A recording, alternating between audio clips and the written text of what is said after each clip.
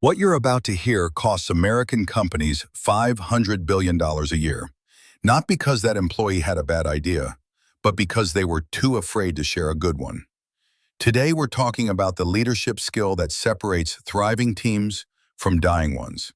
And if you think you already have it, I guarantee you're wrong about something. Welcome back. On this channel, we don't do surface-level leadership advice. We go deep into the psychology, the systems, the scripture, and the hard truths that actually transform how you lead. Today is about psychological safety, not the buzzword version you see on Leadership Instagram, the real, gritty, life-or-death version. Because in 2026, with AI changing everything around us, the teams that win won't be the ones with the most advanced technology. They'll be the ones where people feel safe enough to think, safe enough to challenge, safe enough to be honest. That kind of safety doesn't happen by accident. It's built by leaders who understand exactly what it costs to let it disappear. Google spent 4 years and millions of dollars studying what makes teams effective. They called it Project Aristotle. They looked at 180 teams. They measured skills, experience, personality types, workload, IQ distributions, everything. Do you know what they found? The single biggest predictor of team performance wasn't intelligence. It wasn't experience. It wasn't even a clear shared goal. It was psychological safety. Teams where people felt safe to take risks, admit mistakes, voice dissent, and bring their full intelligence to the table, those teams outperformed everyone else, consistently across every dimension measured. And yet most leaders still don't understand what psychological safety actually means. They confuse it with being nice, being soft, avoiding difficult conversations. That's not psychological safety, that's avoidance. And avoidance eventually becomes catastrophe. Real psychological safety is this: the deep, genuine belief that you will not be punished or humiliated for speaking up with your ideas, questions, concerns, or mistakes. It is the foundation on which every other high-performance behavior rests. I want to take you into two cockpits, two planes, two very different outcomes. January 2009, U.S. Airways Flight 1549. Both engines fail at 2,800 feet over New York City. Captain Chesley Sullenberger, Sully, takes the controls. And in that moment, with 155 lives in the balance, he does something remarkable. He doesn't bark orders. He doesn't assert dominance. He turns to his first officer and says, "My aircraft." And then, "Got any ideas?" In the most high-stakes environment imaginable, with seconds to decide, he created psychological safety.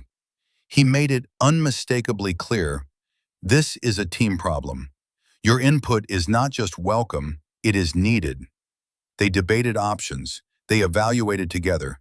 They found a solution neither one would have reached alone. And they landed a disabled plane on the Hudson River without a single fatality. Now contrast that with Boeing. The 737 MAX disasters killed 346 people across 2 crashes. Investigations revealed a culture where engineers who raised safety concerns were sidelined, dismissed, or explicitly warned about their careers. Employees feared retaliation for speaking up. Engineers with the knowledge to prevent catastrophe chose silence because the culture punished truth. 2 industries, 2 cultures. The difference between a miracle and a tragedy was psychological safety. Before you tell yourself, "That's extreme," I want you to think about your team meeting last week. Who had their hand halfway up and put it down? The Bible has been teaching this for millennia, and we've been slow to listen. Galatians 6, 1-2. Brothers and sisters, if someone is caught in a sin, you who live by the Spirit should restore that person gently. Carry each other's burdens, and in this way you will fulfill the law of Christ. Notice the word Paul chooses: gently. Not publicly, not harshly, not as a warning to others. Gently. The goal isn't punishment.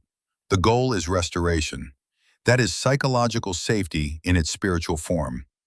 And look at how Jesus responded to the most catastrophic leadership failure in the New Testament. Peter denied knowing Jesus 3 times on the night of the crucifixion, the ultimate failure of loyalty, faith, and courage. When Jesus appeared to Peter after the resurrection, he didn't humiliate him. He didn't catalog the failures. He asked one question, 3 times, one for each denial. Do you love me? And then he gave him back his mission. Feed my sheep. Not punishment, restoration. Not abandonment, recommission. If the Son of God led with that kind of safety, what's our excuse for leading any other way? So how do you actually build this? It isn't a workshop. It isn't a poster on the wall. It's 1,000 micro decisions made every single day.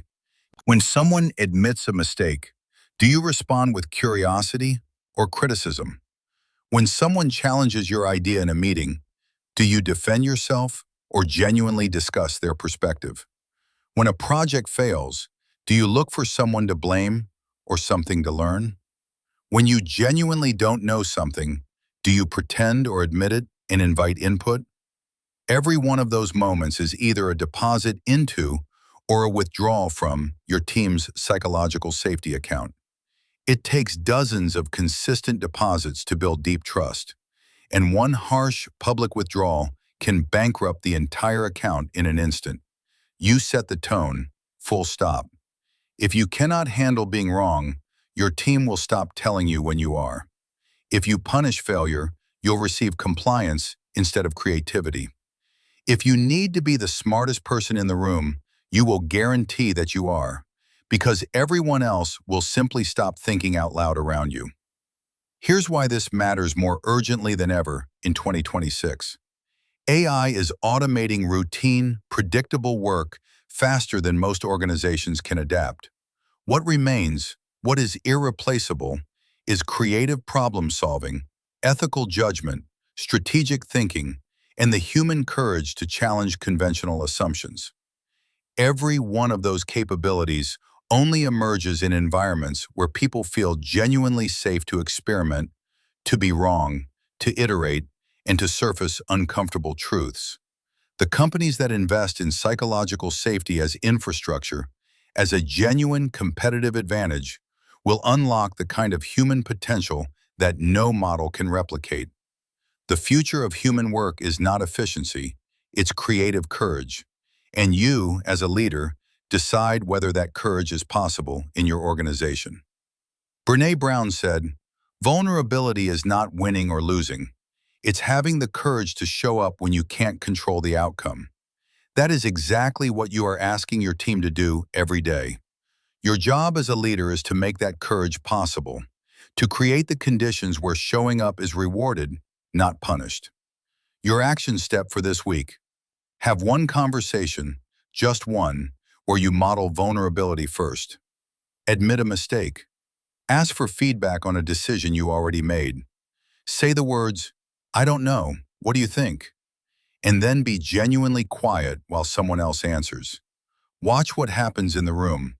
Watch what happens in the days after. Because when the leader goes first with vulnerability, permission spreads through a team like fire through a dry field. The whole organization exhales. If this challenged you, hit that like button. Honest leadership content deserves to reach more people. Comment below. When was the last time you felt truly safe speaking up at work? Your story might change someone else's team culture. Subscribe and follow for more on leadership, AI, business, engineering, and faith. And share this with a leader who needs to hear that strength isn't silence. Strength is safety. See you in the next one.